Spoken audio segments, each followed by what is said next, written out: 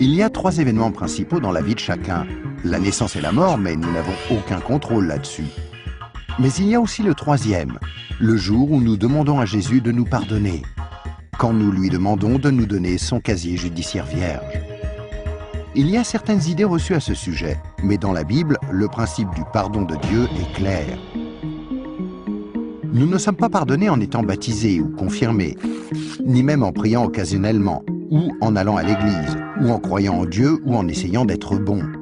Ce sont toutes de bonnes choses, mais aucune ne nous accorde le pardon. Jésus a dit qu'il y a 2 choses que nous devons faire pour être pardonnés. La première est que nous devons avoir la volonté de nous détourner de tout ce que nous savons être mal et demander pardon à Dieu. Remarquez le mot « volonté ». Il y a peut-être certaines choses que nous nous sentons incapables de renoncer par nos propres forces, telles que dépendance, mauvaises habitudes ou des obsessions. Mais là n'est pas le problème. Dieu nous aidera du moment que nous en avons la volonté et que nous voulons nous détourner de ces choses-là et demander pardon à Dieu. La deuxième chose que nous devons faire, c'est faire totalement confiance à Jésus. Si Dieu t'a créé, ainsi que l'univers tout entier, ne penses-tu pas qu'il mérite d'être la personne au centre de ta vie? Faire totalement confiance, c'est reconnaître que Jésus est ton sauveur et accepter de le suivre. Quand tu es né, c'est comme si Dieu avait ouvert un livre sur ta vie. Maintenant, garde en tête que Dieu voit tout ce que tu fais. Il connaît chaque attitude, chaque pensée, chaque motif et chaque action. À chaque fois que nous brisons juste une des lois de Dieu, c'est écrit dans ce livre. Tu imagines bien qu'à la fin de nos vies, il y a toute une bibliothèque de livres contre nous. Mais quand tu te tournes vers Jésus et que tu lui fais confiance, il se passe quelque chose d'incroyable. C'est comme si Jésus prenait ton livre et se tenait en haut d'une falaise et déchirait toutes les pages. Le casier judiciaire entier de tout ce que tu as fait de mal et les jeter dans la mer la plus profonde. Il promet de ne plus jamais se rappeler de toutes ces choses.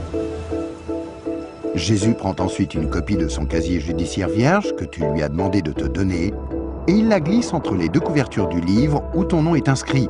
Ce nouveau livre est gardé précieusement au ciel. Le miracle est que l'on ne touche plus à ton livre à partir du moment où tu demandes à Jésus de te pardonner et jusqu'à ta mort. Même si tu fais des erreurs et brises encore les lois de Dieu.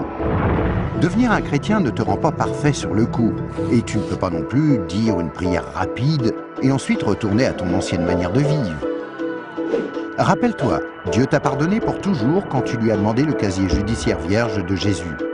Tout ce qu'il demande, c'est que tu lui soumettes tout et le laisses te purifier jour après jour. Quand tu mourras, tu passeras en jugement devant Dieu. Il ordonnera à ses anges d'aller chercher ton livre. Il l'ouvrira et dira « Cette personne était parfaite ». Et tu répondras « Non, je ne l'étais pas.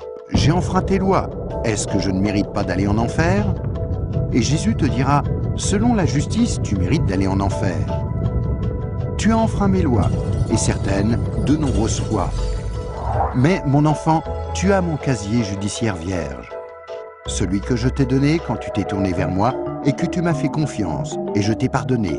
Bienvenue au ciel. » C'est pourquoi Jésus est si merveilleux.